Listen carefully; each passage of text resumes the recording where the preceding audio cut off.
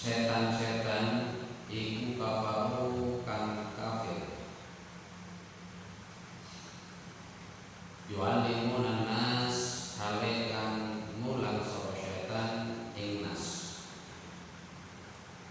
As-sihra ing pira-pira ilmu sihir. Wa ma nuzila 'alal malakaini bi Babila al-kawama.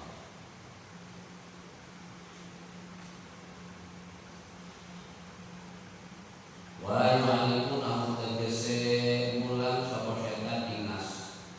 Apane sapa nuzila kang diturunake sapa ma'al malakaini ing atase para malaikat loro.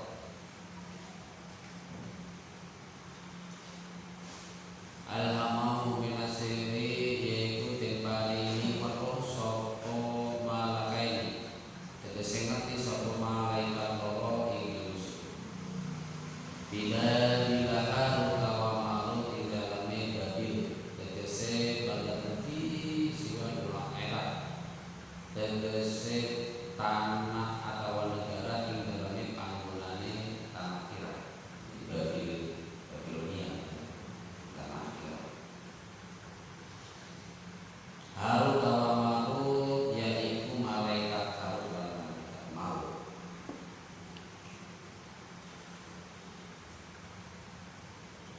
Setengah sembilan ya, harusnya ada kemarin. Wa ma yu'allimani min ahadin hatta yaqula innama nahnu fitnah. Bismillahirrahmanirrahim. Alhamdulillah wa syukurillah. Wassalatu wassalamu ala Rasulillah wa ala alihi wa sahbihi wa wala. Wa qadara bishra bi sadri wa yassir li amri wa hlul 'uqdatam min lisani yafqahu qawli wa ja'alni waziran min ahli. Rabbana aftah bainana wa baina qaumina bil haqqi wa anta khairul fatihin. Rabbana innaka jami'un nas li yawmin la rayba fihi innallaha la yukhlifu al-mi'ad.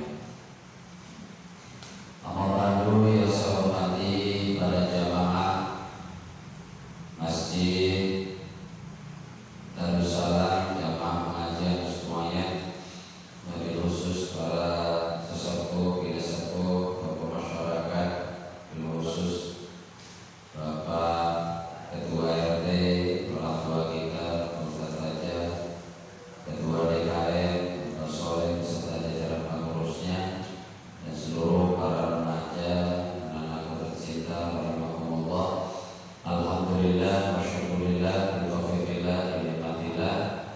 Pada malam hari ini kita masih ditakdirkan Allah Subhanahu wa taala bisa berkumpul bermuajahah bersilaturahim dalam rangka melaksanakan mencari ilmu di masjid yang kita cintai ini. Mudah-mudahan wasilahnya kita kumpul pada malam hari ini walaupun dalam suasana hujan. Mudah-mudahan hujan ini menjadikan rahmat bagi kita, amin. Mudah-mudahan datangnya hujan malam hari ini sambil kita ngaji mendatangkan barokah di kehidupan kita, amin. Ya Rabbal Alamin. Puji dan syukur kepada Allah Subhanahu wa taala. Shalawat Rasulullah kepada Nabi Muhammad sallallahu alaihi wasallam. Salam kita aturkan pada keluarganya, sahabat-sahabatnya dan kita khusus kita. Semoga kita menjadi hamba Allah Rasulullah yang nanti di yaumil qiyamah kita akan mendapatkan syafaat hukma, amin ya rabbal alamin. Sekarang Bapak-bapak jamaah sekalian, meneruskan pembahasan yang kemarin masih di dalam pembahasan ayat surat Al-Baqarah tentang asbab nuzul wajah munasabah ayat ini, yaitu kembali saya ulang bahwa ayat ini adalah termasuk ayat sanggahan yang disampaikan Rasulullah terhadap kaum Yahudi Madinah, di mana sanggahan itu orang Yahudi menganggap bahwa Nabi Sulaiman alaihissalam itu bukanlah seorang nabi, akan tetapi hanya seorang penyihir. Maka di dalam hal ini Allah menurunkan ayat sebagai bentuk sanggahan kepada orang Yahudi bahwa Nabi Sulaiman alaihissalam adalah betul-betul nabi dan rasul. Ayo Bapak sambil nyantai aja lah.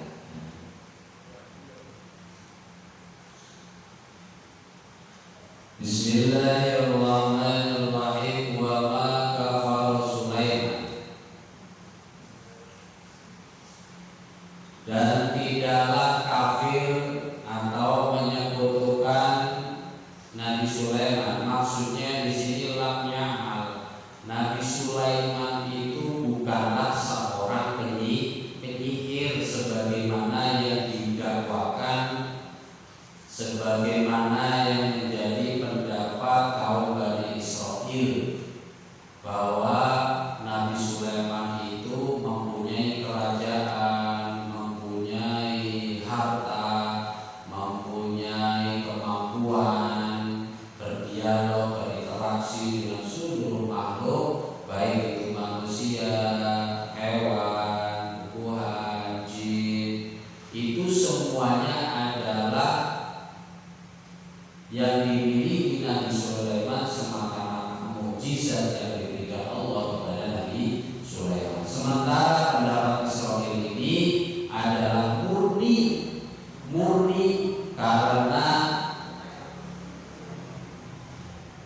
pendapat yang dia sampaikan itu adalah murni datangnya dari hawa nafsu yang ditimbulkan oleh syaitan.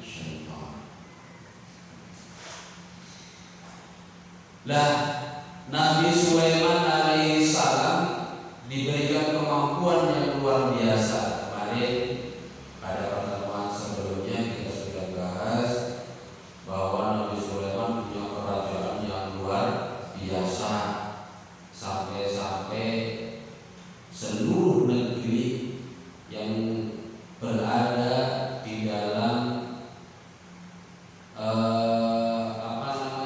ranah Nabi Sulaiman bisa mendengar. Ada daerah saja mendengar Nabi Sulaiman, tidak ada tempat yang tidak dikuasai oleh Nabi Sulaiman. Sehingga kemarin kita cerita ada di tanah yaitu yang dihuni oleh Ratu Bilqis, bahwa Ratu Bilqis ini rakyatnya itu sebagai penyembah matahari. Maka Nabi Sulaiman menyuruh jin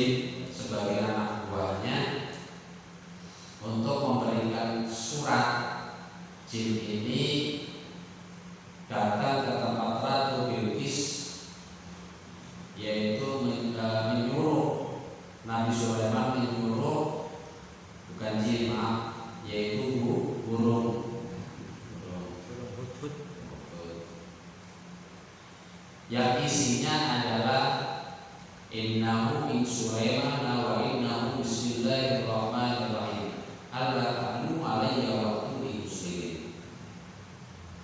Jadi surat yang diberikan Nabi Sulaiman kepada Ratu Bilqis ini adalah surat yang terindah selama Ratu Bilqis menjadi seorang ratu. Itu terindah. Kenapa? Ada kata-kata Bismillahirrahmanirrahim. Kemarin tadi sore Ibu juga membahas tentang sunnah wudu, tentang Bismillahirrahmanirrahim. Maka Bismillahirrahmanirrahim itu adalah luar biasa. Bapak kalau mau apa saja jangan lupa baca basmalah. Bapak mau kerja baca basmalah. Bapak mau tidur, mau silaturahim, mau ngaji, mau nyuwuk. Bapak tahu nyuwuk?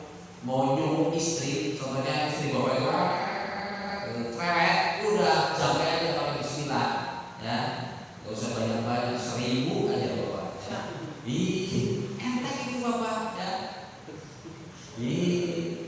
Allah menghiasi surga dengan surga Firdaus.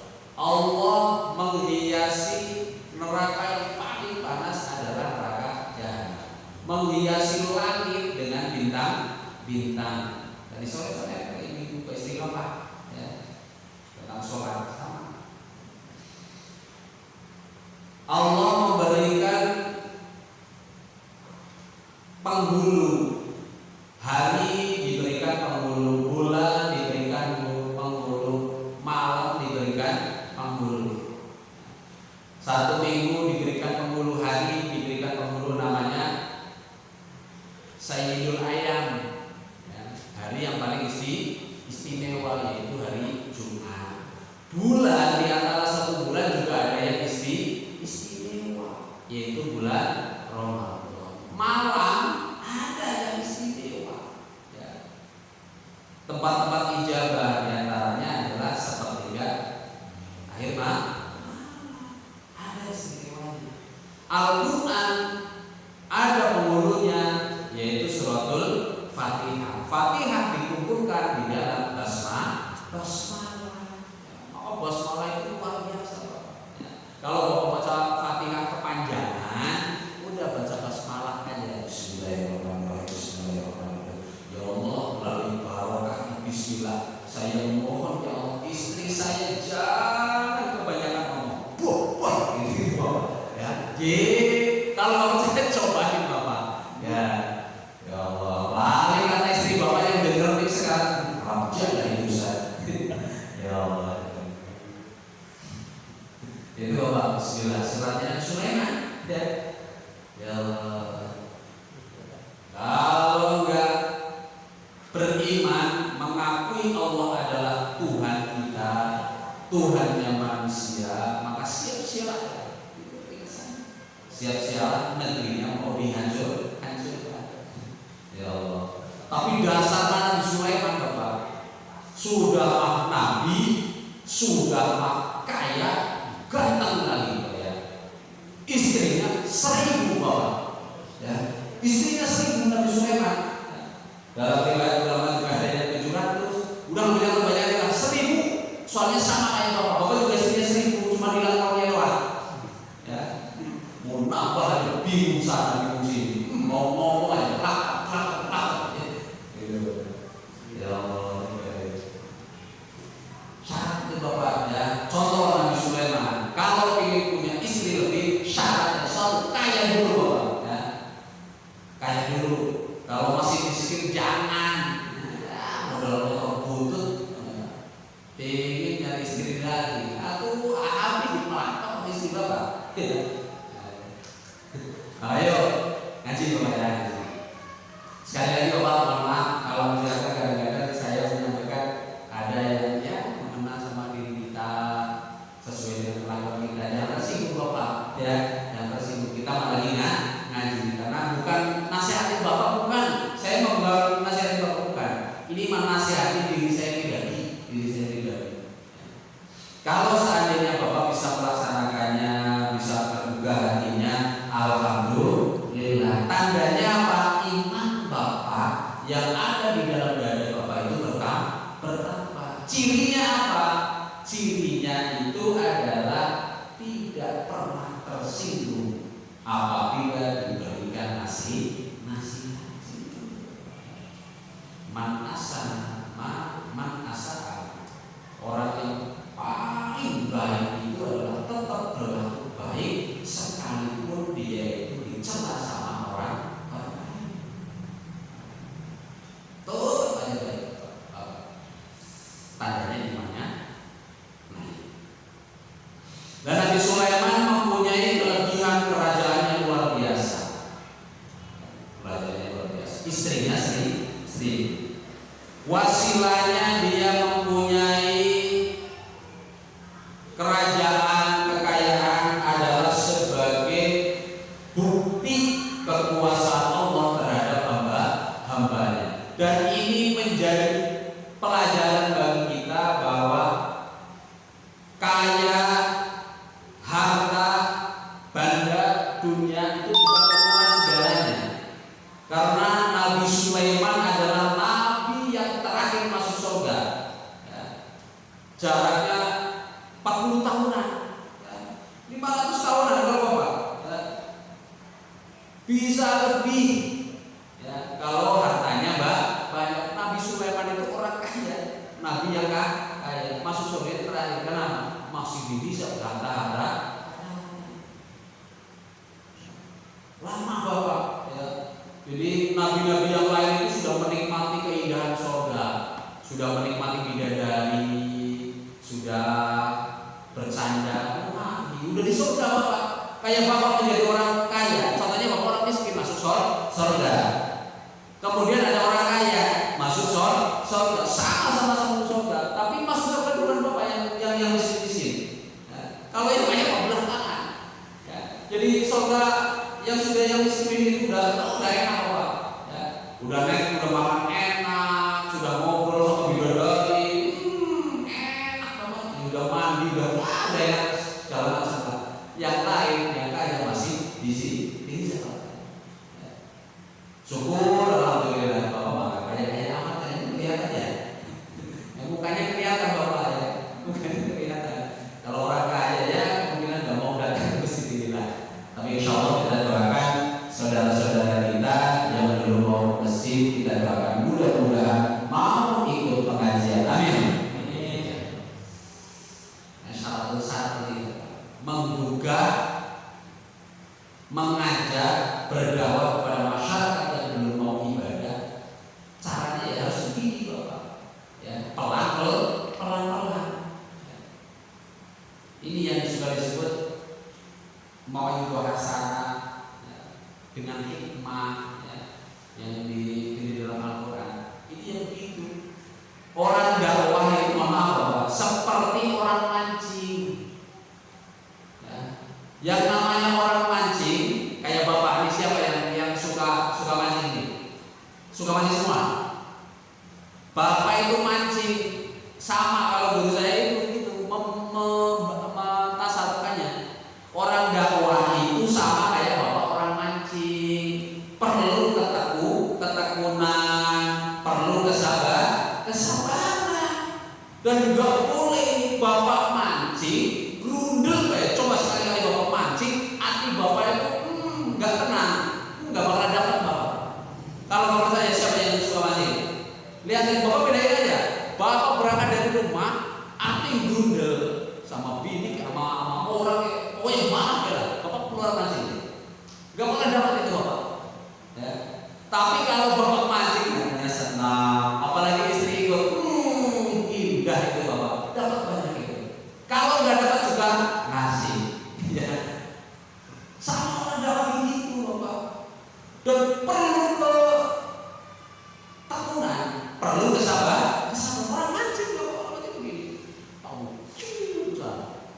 Kenapa? Tujuannya agar mendapatkan ikan. Apakah langsung dapat banyak? Kagak Bapak. Mancing cus tungguin aja gitu Bapak. Cuman walaupun dilempar pancing, di dalam pancingnya itu ada umpan. Dan perlu diingat, Bapak kalau mancing bikin rusuh. Rusuhnya apa? Bapak kolamnya diubek-ubek. Waduh, kalau bapak mancing, kolamnya, sungainya diubek-ubek, udah aman, nggak bakaran dapat ikan. Ada nggak yang dapat ikan? Orang dapat kayak gitu bapak. Contohnya kayak proses ini, bapak saya dapat, bapak harus telaten bapak. Ya.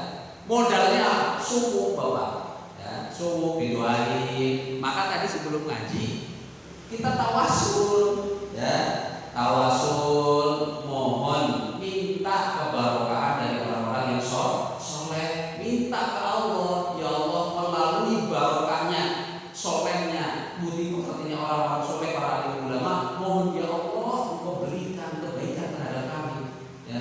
Ya ini jadi kadang-kadang disalah tafsirkan seolah-olah dikiranya minta sama yang sudah meninggal, ya. Padahal karena ketidaktahuan mereka. Insya Allah dalam babnya nanti kita bahas. Jadi kita bertawasul, ngomong-ngomongin orang kekasih Allah, ya. Agar dilimpahkan kita tawasul di akhirnya Allah hasil maqasidana. Kadang-kadang kalau saya mendoa ya Allah, apa namanya? Mendoa, ya. Allahumma hasil maqasidana bil hasil maksud khususon. Doanya apa? Ya Allah, berikanlah keberkahan ajaib, berikanlah kemampuan untuk memahamkan pemahaman kepada masyarakat jamaah agar mau padanya. Itu Allah SWT juga tiap ngaji. Nggak tahu bapak doanya apa? Oh mendiam baik kali apa ya? Ini nggak tahu berdoa. Salah bapak, kesempatan itu ada, ya. Kesempatan kalau kita lagi tawasul, yuk minta. Kadang-kadang bisa diem aja, kasih langsung. Udah minta aja bapak, semampunya bapak. Kalau minta duit, mau minta mobil, apa, udah minta aja sama Allah, ya. Karena diawali dengan tawasul tadi hadorot, dan hadorotnya itu, mohon maaf bapak, bukan cek pauset di ijazah itu bapak. Ya, tawasul itu di ijazah, ya, mendapatkan apa namanya dari guru, ya, jadi nggak sembarangan. Puasanya 15 hari, ya. Dikirain bapak itu biasa bercanda. Maka lihatin bapak, tradisi yang dipakai orang tua kita dulu itu kalau mau selamatan itu yang penting guru datang bapak. Mau guru itu suruh duduk doang, ya sebentar ya. Kenapa? Ngalap barokah. Lihatin bapak, kadang-kadang mau selamatan aja. Ini kalau saya guru saya belum datang, belum dimulai acaranya. Kenapa? Karena ngalapin barokah. Itu bapak. Tujuannya adalah takdiman wa takriman, memuliakan, mengagungkan kepada guru. Ya bapak. Doa kadang-kadang kagak, cuma suruh duduk doang. Sering kadang-kadang saya itu mencermati almarhum bapak saya. Itu kalau mau ada acara yang belum acara sudah ke Pak Yai, lagi ada acara, pokoknya kapan aja saya nggak bisa bapak, sebisa mungkin mau semenit gitu nggak apa, gitu bapak. Kalau itu ya Allah ya Karim, saking menjaga kepingin mendapatkan keberkahan, tujuannya agar mendapatkan pertolongan nanti di yaumil qiyamah. Amin ya rabbal. Dan Nabi Sulaiman ini diberikan ujian sama Allah. Satu berupa kekayaan. Kayaan itu ujian. Jangan dibilang kekayaan itu kemuliaan. Kita mau beda. Kenapa? Sudah ada nas dari Al-Quran. Fa'al insan idza mabtalahu rabbuhu fa'akramahu wa na'amahu fayaqulu rabbi akraman. Wa insan idza mabtalahu faqadara alayhi rizqahu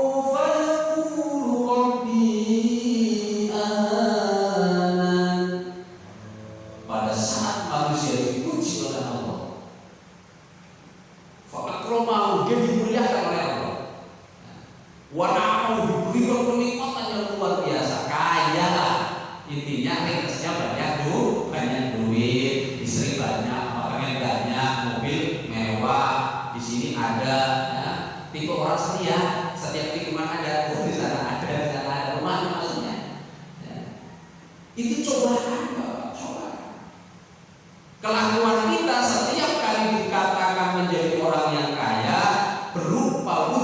diri ya, langsung kumat hatinya Bapak. Apa itu kumatnya? Fayaqulu akram. Menganggap dia adalah dimuliakan Allah. Jadi manusia rata-rata kita itu orang menganggap mulia, diberikan kemuliaan itu kalau sudah hartanya banyak. Jadi maka Al-Quran Bapak nggak bisa dikatakan. Wa ma'insan tidak maqtalahu faqadara alaihi rizqahu. Pada saat manusia dipuji oleh Allah, dihilangkan itu faqadara alaihi rizqahu, diambil hartanya, ya, miliaran diambil terus saja kabur kere langsung. Ya. Apa kata dia? Fayaqulu hinahan. Ya Allah, kamu menghinakan aku ya Allah. Jadi hina rasa diri, hina siapa yang menghinakan? Timbul rasa gundel sangka buruk terhadap Allah, padahal Allah sudah memberikan kenikmatan yang luar biasa. Maka Nabi Sulaiman diberikan kekayaan yang luar biasa. Apa yang Nabi Sulaiman ucapkan? Hada min fadli Rabbi. Ini adalah anugerah yang diberikan Allah kepada untuk apa? Dia buani. Harta itu diuji untuk diriku. Asyukur anakku, apakah saya akan sudah menjadi orang yang bersyukur ataukah sebaliknya menjadi orang yang kufur? Hebat ini Bapak Nabi Sulaiman. Sudah kaya, kemudian bersyukur ibadahnya. Cuman diuji lagi Bapak.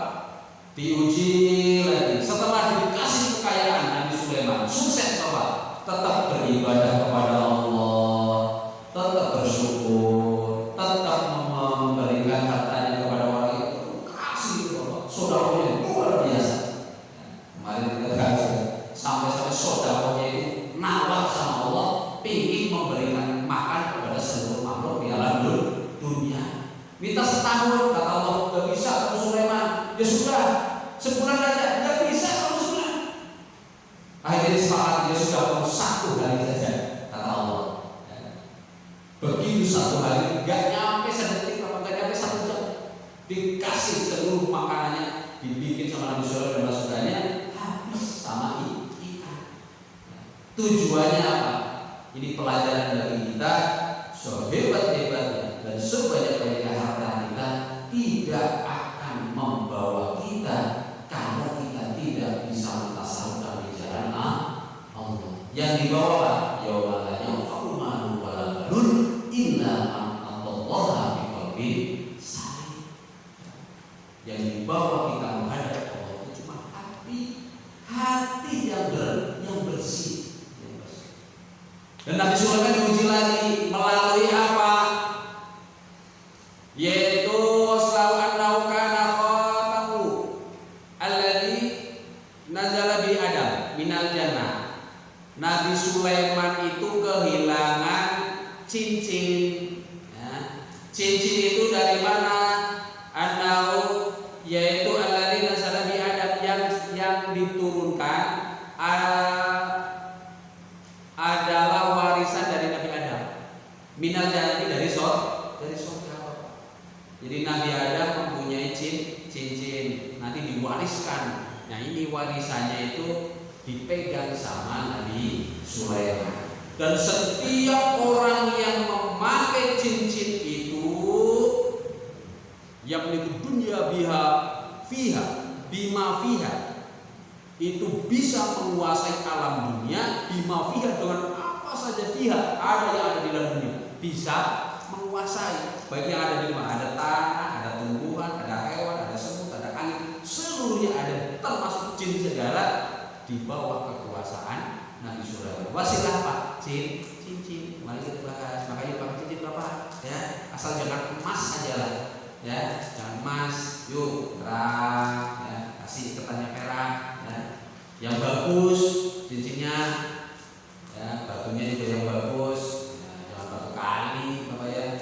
Yang bagus kek. Nah, tapi yang lebih bagus, Bapak punya batu bagus, paling bagus. Bagus itu Bapak, lebih bagus lagi gitu. Ya. Jadi setiap kali dipakai pengajian, cincin saya udah berbahan. Gitu Bapak, ini gambar saya. Pak Ustadz dikasih ini Bapak, nggak tahu merek apa, dikasih orang Boyolali.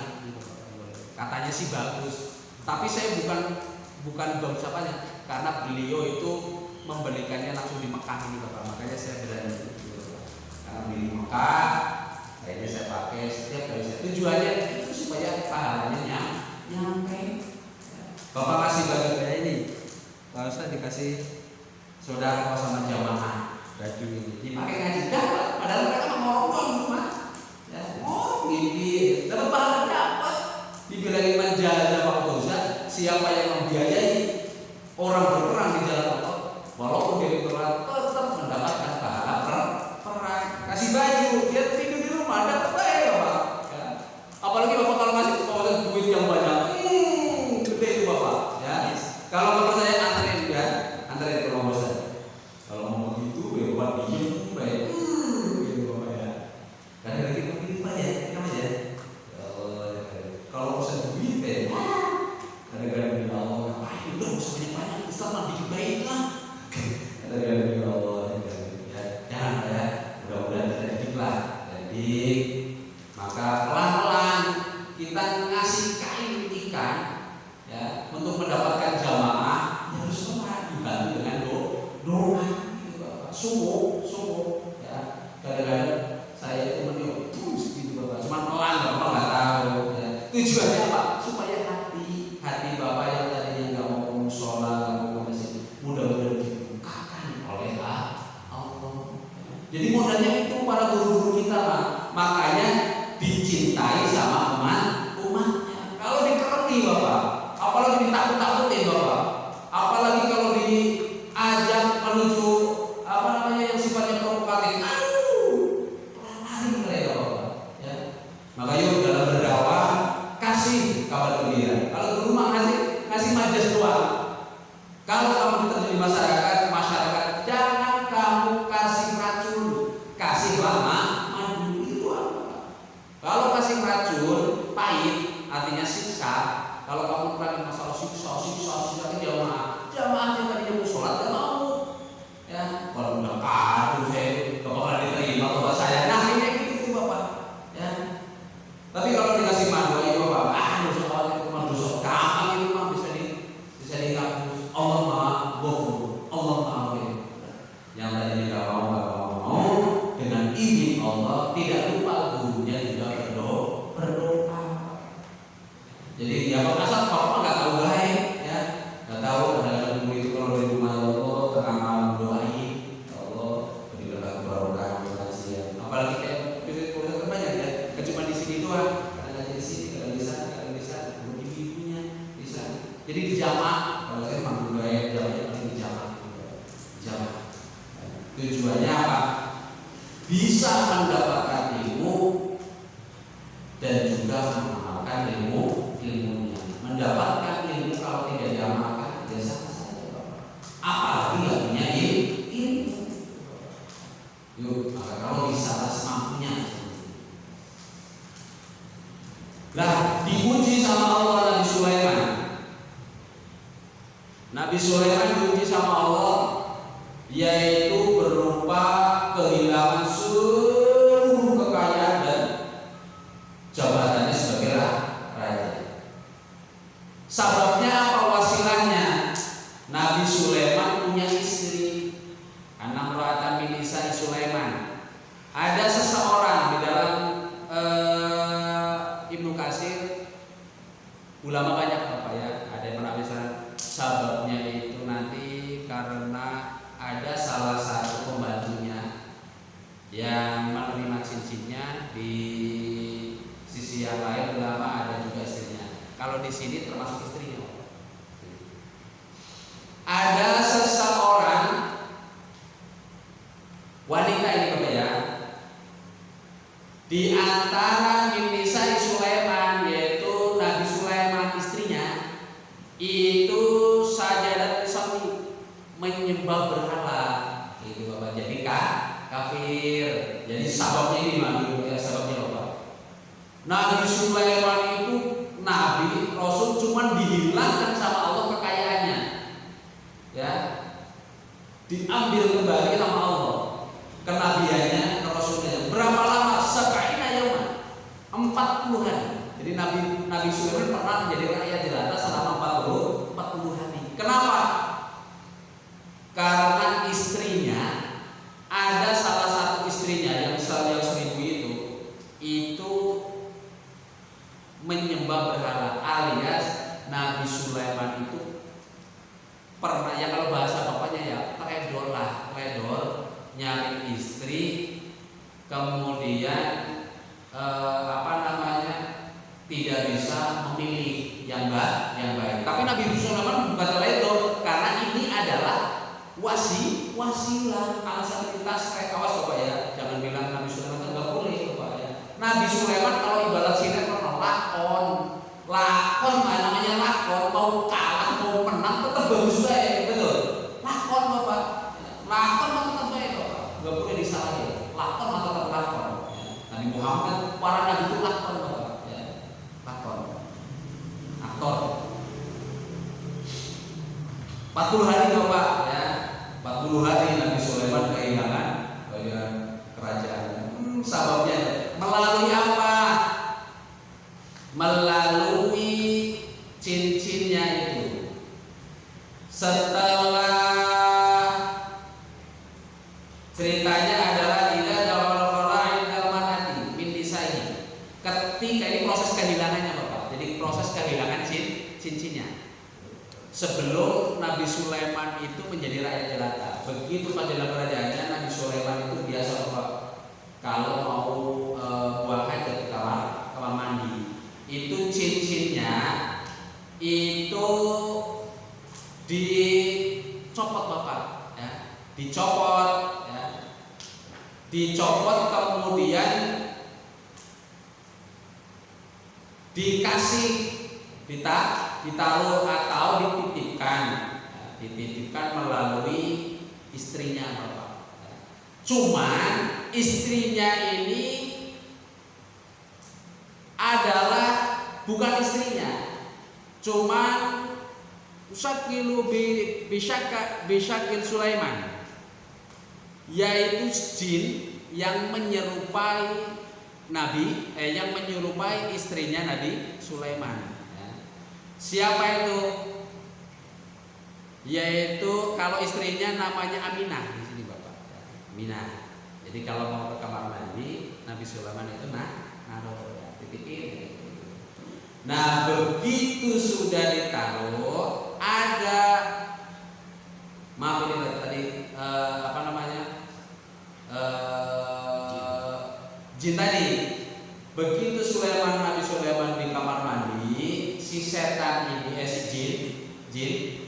jin yang bawahnya Nabi Sulaiman ini namanya Sokol Marid, itu menyerupai istrinya Nabi Sulaiman. Ya. Kemudian watol labal khotam faut itu, kemudian minta cincinnya itu. Jadi Nabi Sulaiman itu ada di kamar kecil. Kemudian istrinya di luar nungguin bapak, nungguin karena membawa cincinnya Nabi Sulaiman. Cuma selama ada di dalam datang jin, dan jin itu menyerupai istrinya atau pembantunya Nabi Sulaiman. Dalam Ibnu Katsir itu pembantunya, dalam riwayat yang lain pembantunya bapak. Pembantunya dititipin menyerupai itu, mudah-mudahan mana cincinnya. Jadi seolah-olah sudah keluar dari kamar mandi Nabi Sulaiman. Wow, udah dikasih. Tsumma kemudian datang setelah dapat cincin itu bapak. Datang ke kursi ke singgasana Nabi Sulaiman. Udah begitu datang dapat cincin, kemudian datang ke kursi ke singgasananya, wajahnya salah. Si setan tadi itu duduk di dalam singgah di sana. Padahal setiap kali orang yang pakai cincin itu, maka seluruh hamba, seluruh makhluk yang ada di dunia ini tunduk bawah. Udah mulai dari situ. Begitu Nabi Sulaiman keluar, udah akhirnya ditanya, mana cincinnya? Ih, katanya tadi kan udah dikasih. Kamu bukan Sulaiman berarti. Udah. Kata Nabi Sulaiman sudah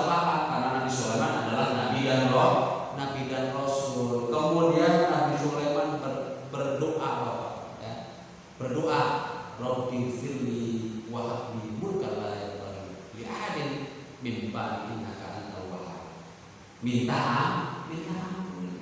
Jadi orang mendapatkan musibah, orang dihianati orang atau disusahin sama orang, dicelakai sama orang, dia mah gak nyalain Bapak, gak nyalain.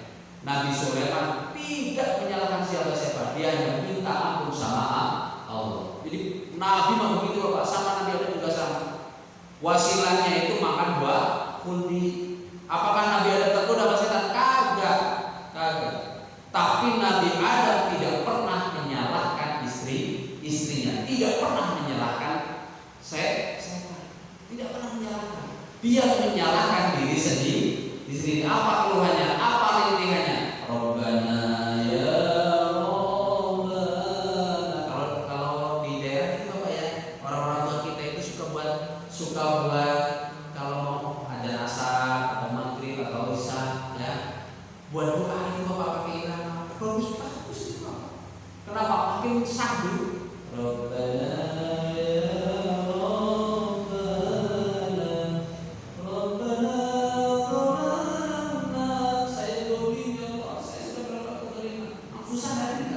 terhadap diri kamu, coba melakukan kedoliman terhadap diri sendiri.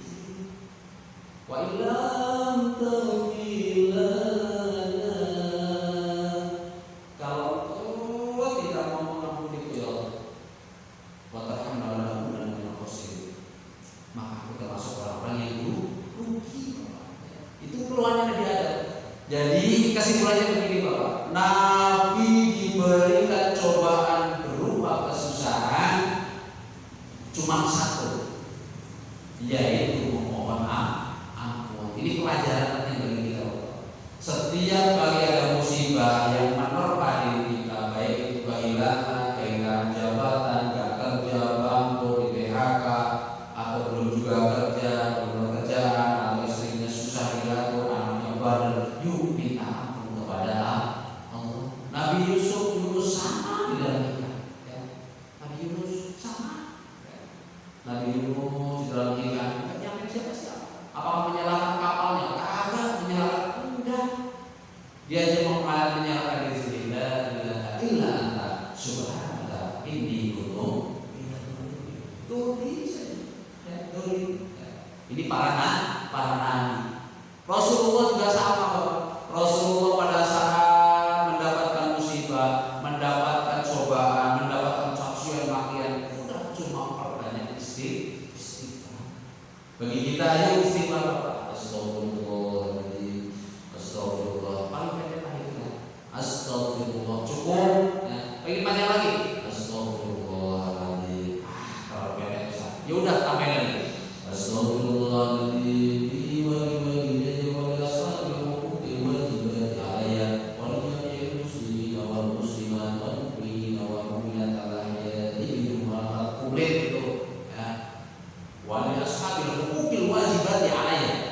Ya Allah, ampuni aku ya Allah. Seandainya ada orang yang menuntut hak, contohnya Bapak itu sudah mendolimi orang, nempelin orang, Bapak itu mau tobat, mau minta ampun, tapi orangnya sudah nggak ada, mau minta maaf, tapi orangnya sudah nggak tahu di mana tempatnya. Itu Bapak. Wadah sabil mungkin wajibat yang lain, yang nanti pada saya takut menuntut saya di akhirat. Ya, minta ampun ya Allah. Itu Bapak kalau dalam kesusahan, perbanyak istighfar. Atau mau panjang lagi. Allahumma la ilaha illa anta khalaqtani wa ana abduka wa ana abduka wa ana rasulullah. A'udzu bika min syarri ma sana'tu wa atubu ilaik. Terus ya. Saya istighfar. Ya. Bapak suka doa? Insya kagak istighfar doa juga baca Ustaz. Tapi kalau lagi sholat jamaah doa minggu sore. Ya Allah. Yuk ya. Mulai Bapak lah, minimal lagi sholat lah, Kalau nggak baca yang saya sudah bisa, ya sudah sebisanya Bapak. Astagfirullahaladzim, astagfirullahaladzim. Boleh sebentar, 10 kali boleh. Yang penting Bapak kalau bisa dijawabin. Karena kalau jawab itu kalau bahasanya nyarian tuh Bapak latihan. Kalau apalagi sampai 1000 Bapak, ada jaminan Bapak. Akan ada jaminan dari Allah, akan diberikan rahmat min haitsu la yahtasib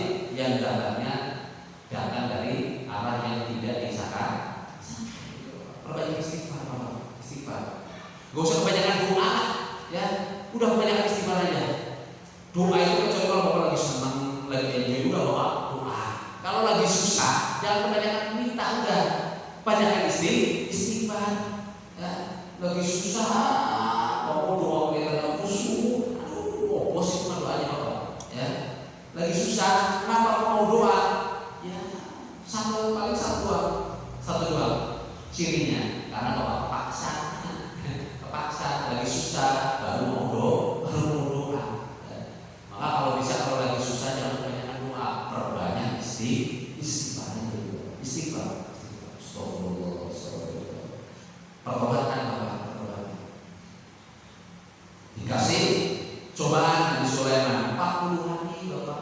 Ya, 40 hari. Cuman selama 40 hari ini digunakan waktu sebaik-baiknya oleh para setan-setan. Di antaranya adalah mengumpulkan kitab-kitab sihir, ya. Menulis kitab-kitab sihir, kemudian kitab-kitab sihir itu pada saat sebelum Nabi Sulaiman dikembalikan seluruh singgasananya, kitab-kitab itu kemudian sama Nabi Sulaiman yang ditulis para jinnya itu. Kemudian setelah itu kalau di dalam kitab ini, setelah Nabi Sulaiman kembali mendapatkan singgasananya, kitab-kitabnya itu dikumpulin Bapak, ya, sama ahli-ahlinya.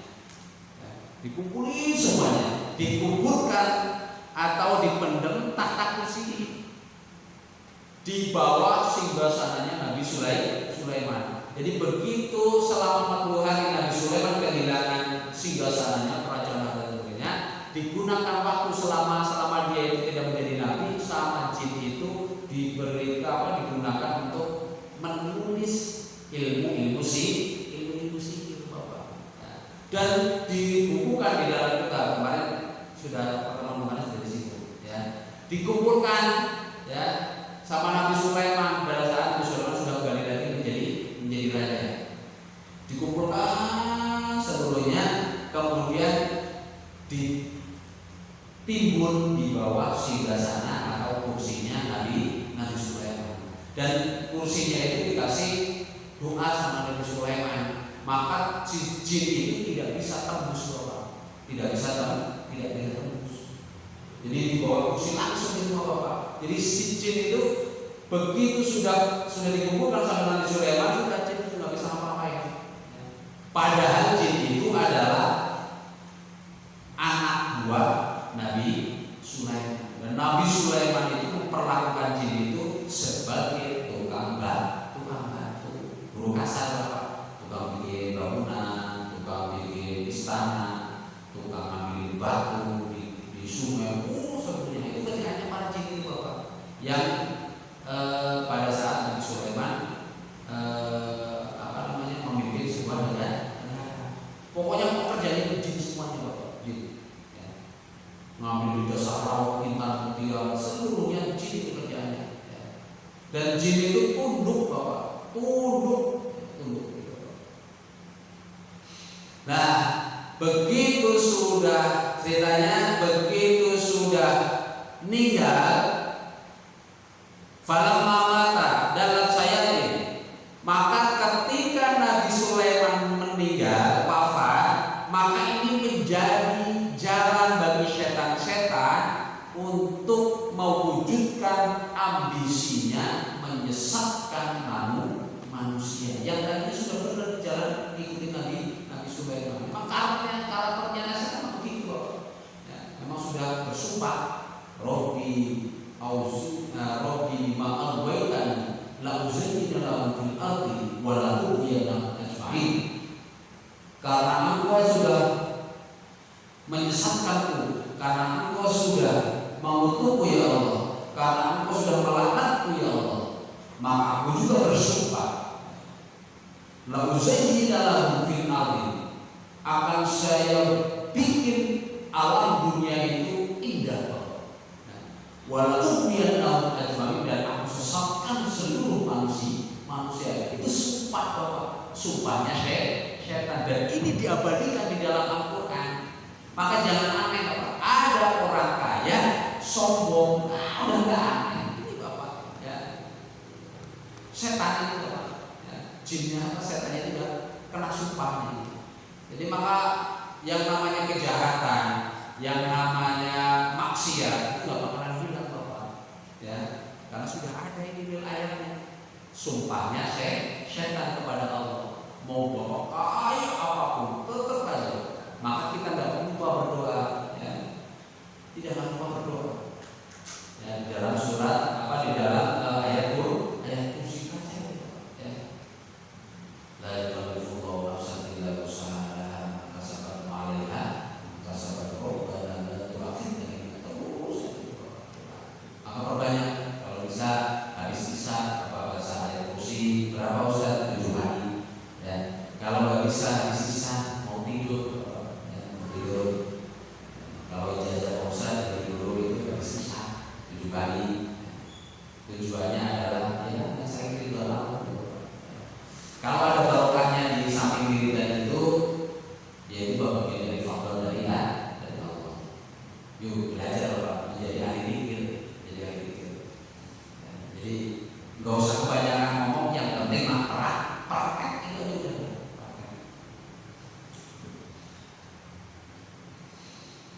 sihir kemarin ya Bapak ya.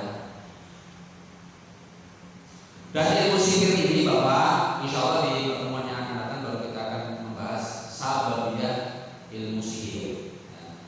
Kalau ilmu sihirnya sendiri di zaman Rasulullah sekarang ini, ya, Imam Jalaluddin Sayyuti menyampaikan kalau ilmu sihir ini untuk digunakan hanya untuk, contohnya di sini adalah belajar, tapi untuk mencelakakan orang, itu hukumnya haram, pelajari sihir, ilmu sihir.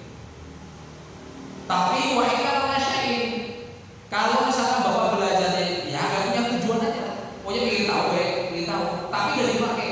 Tahu, pengen belajar, sudah tahu, tapi nggak dipakai sama Bapak, cuma pengen doang. Tahu ilmu sihir kayak apa sih? Tapi nggak pakai untuk merugikan orang, tidak dipakai, pokoknya nggak dipakai aja, nggak dipakai. Famakruh, maka hukumnya makruh di sini Bapak. Ya, makruh. Tapi beda kalau tujuannya adalah untuk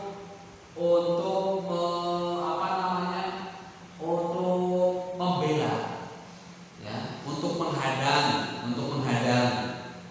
Kalau untuk menghadang, kita belajar punya ilmu sihir, tiba-tiba ada yang menghadang, tidak ada cara lain selain ilmu sihir, maka disebut fajari, maka dihukumi boleh. Cuma dengan syarat itu Bapak. Kalau Bapak tidak ada cara lain untuk menangkalnya selain ilmu sihir. Di sini nih Bapak ada. Tapi kalau untuk sengaja, apalagi untuk menyelakakan orang, itu sudah jelas haram, ya, haram. Ini Bapak di matanya Rasulullah di sini. Maka yuk ilmu sihir, apalagi sekarang itu kalau dulu banyak ya ilmu sihir. Kalau ilmu kecepatan lain lagi Bapak. Cuman masih kategori sihir kalau dalam tata bahasa Kamus Bahasa Indonesia apa ya? Sihir termasuk kecepatan tangan itu. Yang penting orang itu bisa menimbulkan takjub. Ya, kategorinya sihir kalau di dalam Kamus Bahasa Indonesia. Kalau silakan Bapak. Sulap aja. Ya, kategorinya sihir juga sama. Kalau di sini ilmu sihir pokoknya ujungnya adalah menyebutkan Allah, ya, menyebutkan Allah ya. Jadi istilahnya menggunakan ilmu itu yang didasari bukan permohonan Allah dan bukan yang diridhoi tata cara syariatnya. Ustaz, kalau misalkan saya minta jambe ke kiai itu bingung kan sihir, ya. Tadi sama subuh artinya doa yang disampaikan sama kayak Nabi Yusuf mau menyembuhkan ayahnya Nabi Yakub, ya. Nabi Yusuf mau menyembuhkan ayahnya karena Nabi Yakub itu buta matanya. Kenapa? Nangis terus karena Yusuf itu dibuang sama saudara-saudaranya. Nangis bertahun-tahun sampai bengkak buta Nabi Yakub. Akhirnya begitu Nabi Yusuf sudah menjadi seorang raja, maka dikasih selendangnya. Nih, kasih ke bapak, dikasih ke Bunyamin. Bunyamin udah kasih ke bapak, ini sorbannya nanti tolong dilap sama bapak, suruh dilapin di muka. Begitu dilapin di muka, langsung bisa melihat ya. Ini bapak ya. Maka ini sama itu Pak, kalau kita ke kiai minta dikasih air, dikasih doa, ini sama itu Bapak. Ya. Apakah boleh? Ya boleh Bapak. Yang ngomong gak boleh ya mungkin kurang ilmu saja Bapak. Ya, kurang ilmu. Boleh Bapak ya. Artinya nyari baru bukan minta sama orang, bukan mintanya tetap sama Allah.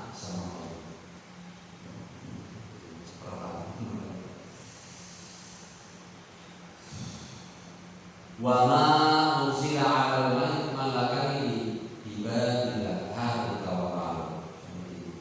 Ini aja kebanyakan. Jadi intinya Nabi Sulaiman juga sama diuji. Kita apalagi kita Bapak ya, nabi-nabi yang menjadi contoh bagi umat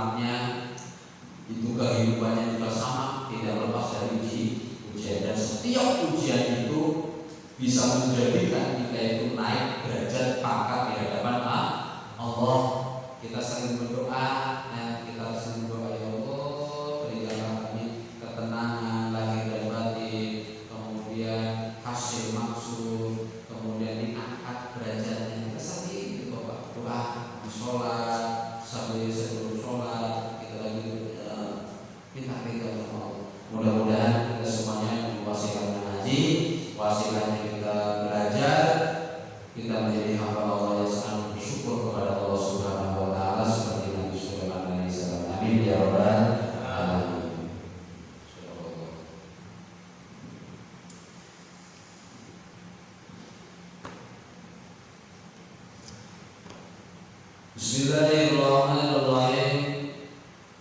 Sekarang kita cari ibadah. Ayo Bapak sambil dimandikan.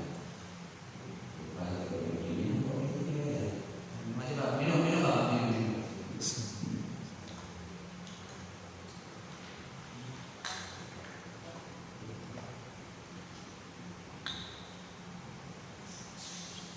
Bismillahirrahmanirrahim.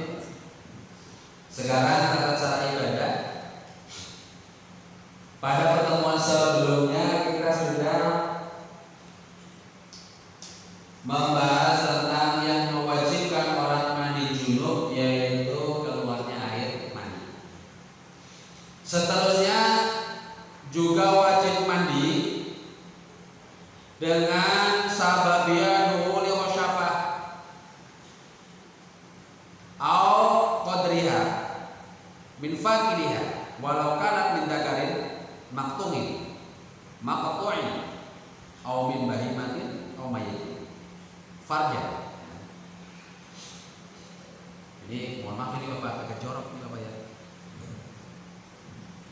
Menjadikan wajib mandi yaitu masuknya barang Bapak, ya, barang Bapak ke farjan, yaitu farji, barangnya istri Bapak. Jadi ngomongin barang Bapak, sekalipun itu tengkuknya, artinya contoh, mohon maaf ini Bapak, ini ada kamera soalnya sih jadi ribet lah ya. Ini lepatin aja kali lah. Ribet ini ya. Jadi Pak, mohon maaf, ini contohnya Bapak itu barang Bapak ini, barang Bapak. Kemudian barang Bapak itu contohnya keputus separuh, ya, keputus separuh. Jadi putus aja lah, pokoknya jangan putus lah. Cuman Bapak masih hidup, ya, masih hidup. Kemudian barangnya Bapak itu masuk ke barang perempuan. Ini ngomongin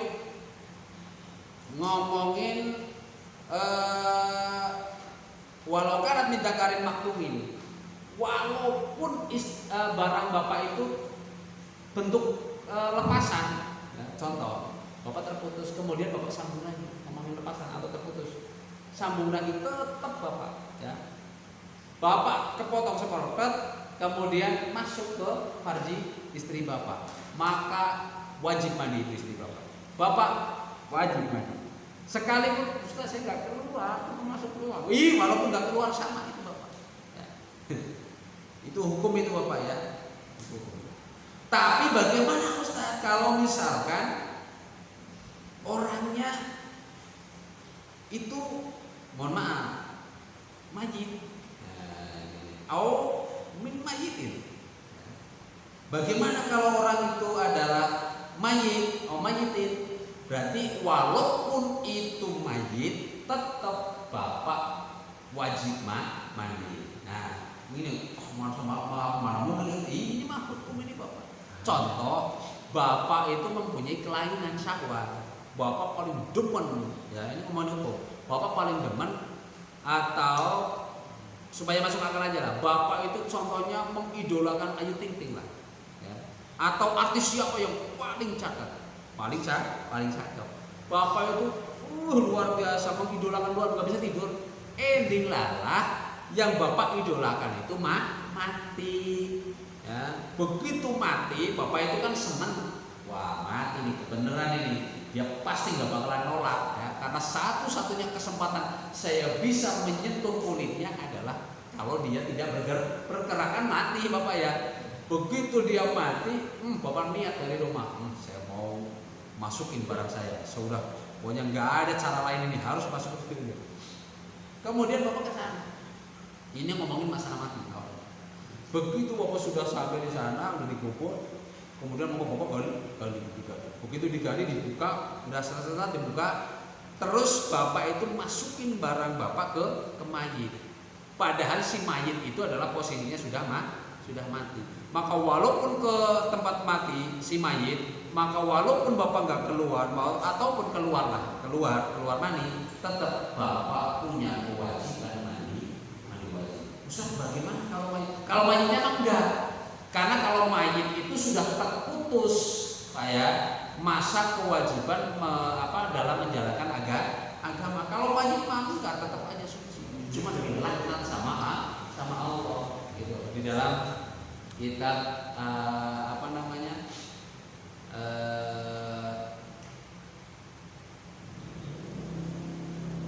di dalam kitab Durratun Nasihin tidak ada betul.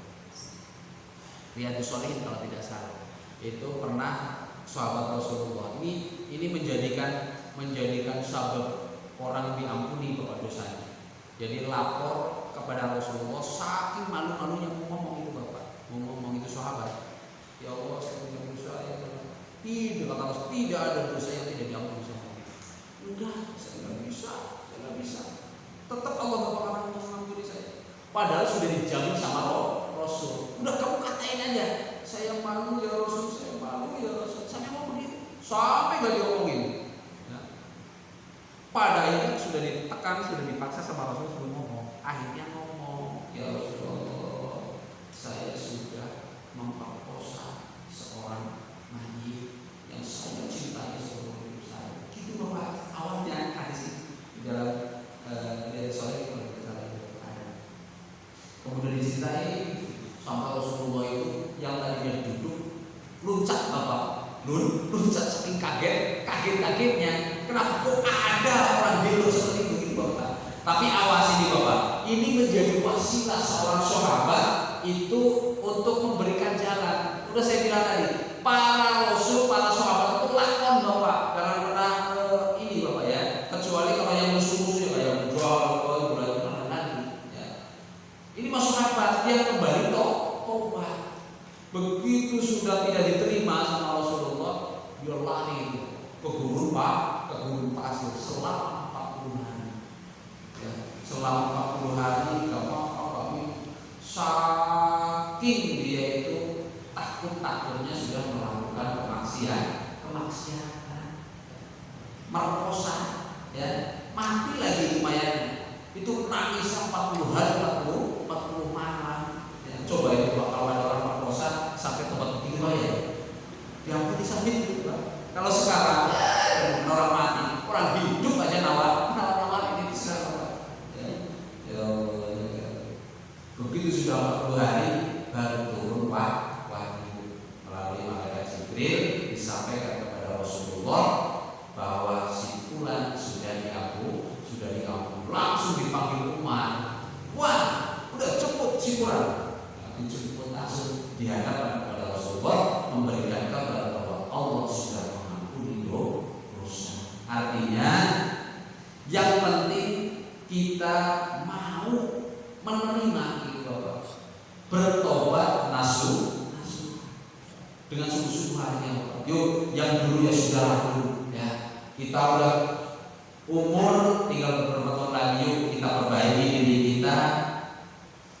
kita perbaiki akhlak kita perbaiki ibadah kita melalui majelis ilmu. Mudah-mudahan sedikit demi sedikit, kadang-kadang nanti disetel sama Ustaz hatinya, maka bukan hanya sekedar syariah saja, kadang-kadang menyetel hatinya ya termasuk itu Pak, menceritakan hadis-hadis kisah riwayat, hadis-hadis panjang. Tujuannya apa? Menggugah ya. Karena yang kita hadapi itu adalah hati. Bapak mempunyai kelakuan ahli maksiat, itu karena hatinya nggak benar, ya. Hati nggak benar, sebabnya apa? Imannya kurang. Ya, maka harus ditata pelan-pelan, syariatnya ditata sedikit, nanti nempel ke keimanannya, ke hatinya, baru ke keimanannya akan menambah dengan sendirinya.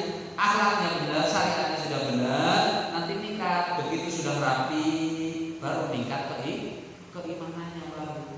Secara otomatis itu, maka tidak bisa dilepaskan. Ilmu syariat itulah yang penting. Ya. Nanti akan membawa sendiri. Cirinya, setiap kali orang yang punya melakukan ibadah ritual, baik itu ibadah sholat, kalau dia punya ilmu, maka ciri bahwa keimanannya itu kuat. Ya. Kalau ibadah dengan ilmu, tapi kalau ibadah dengan ilmu tidak dengan ilmu ya sama baik. Atau begini, atau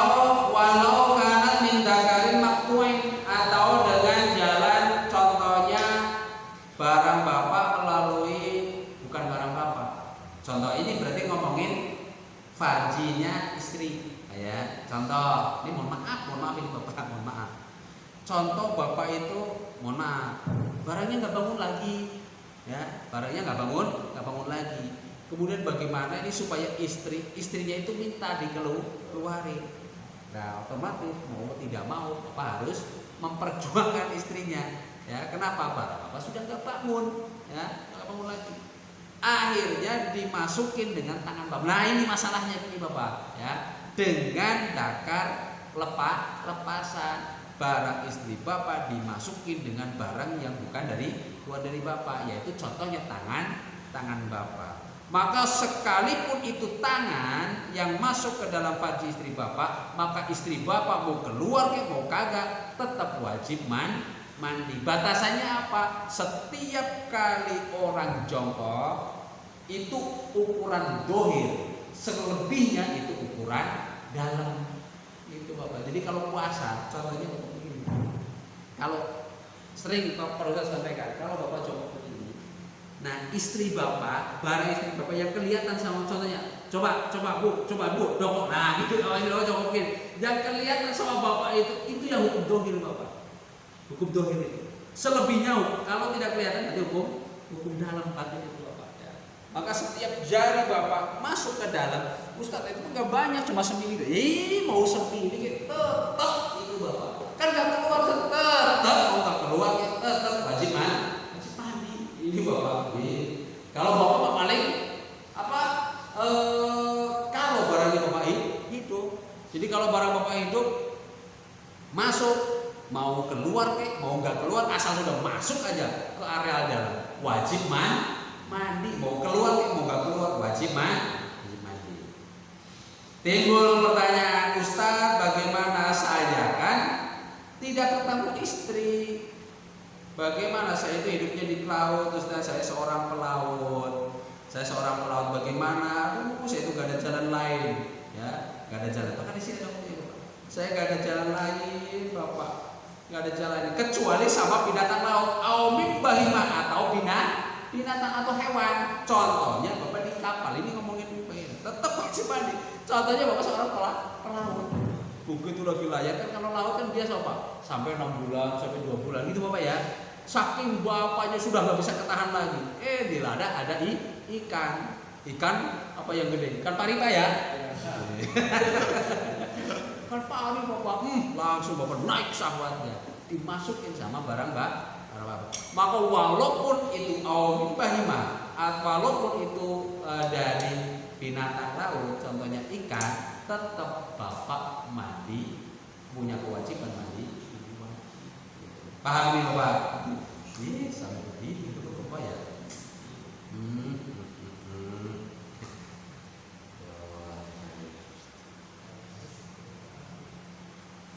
Terus yang namanya masuk ke farji, ya, di sini bulan audubur. Jadi bapak mau masuk lewat depan, mau lewat belakang, hukumnya sama. Ya. Kalau lewat depan, kalau bapak hukumnya halal. Ini mau ngomongin mandi wajibnya bapak, ya, mandi wajibnya. Kalau ngomong hukum pak tetap kalau yang bagian belakang ya haram. Ini mah seandainya ya, haram.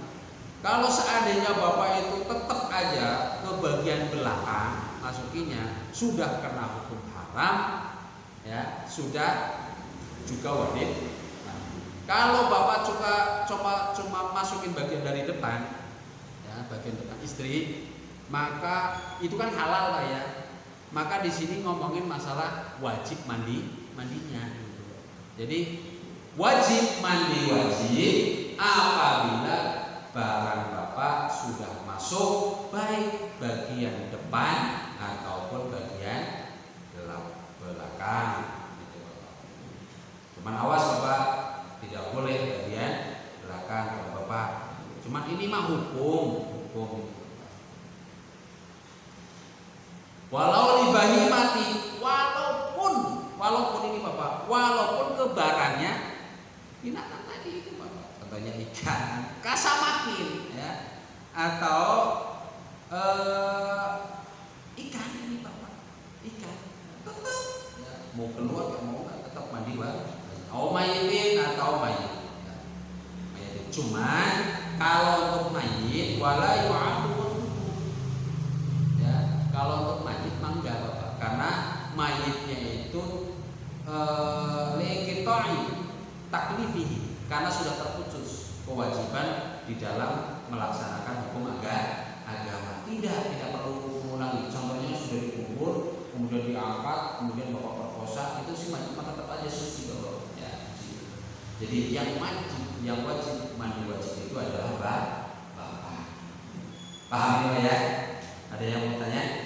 Mohon maaf, sudah setengah 10. Jadi ayo Bapak kita sama-sama membetulkan hati lah, ya. Mengaji, membersihkan diri, hati kita barangkali selama hidup kita masih jauh Bapak dari benda-benda yang benar sesuai dengan ketentuan agama. Maka kalau kita bandingkan, kalau kita ukur ibadah kita patokannya dengan ilmu yang sesuai apa yang diarahkan oleh para alim ulama, kita menjauh. Bacaan kita, gerakan kita, sholat kita, interaksi kita di dalam masyarakat, jauh ya. Maka kebanyakan kita memilih seperti orang munafik, ya. Maka tadi kemudian juga pas nanya, pas lagi baca kayak aminan nasi yaqulu amanna billahi wal yawmil akhir wa ma hum bimu'minin. Di antara seorang manusia ngomong sama, mengucapkan iman sama Allah, iman kepada malaikat, tahu sholat itu wajib, tahu ngaji itu wajib, wa ma hum bimu'minin, tapi mereka tidak beriman. Artinya tidak mau melaksanakan hukum Allah. Kalau dikatakan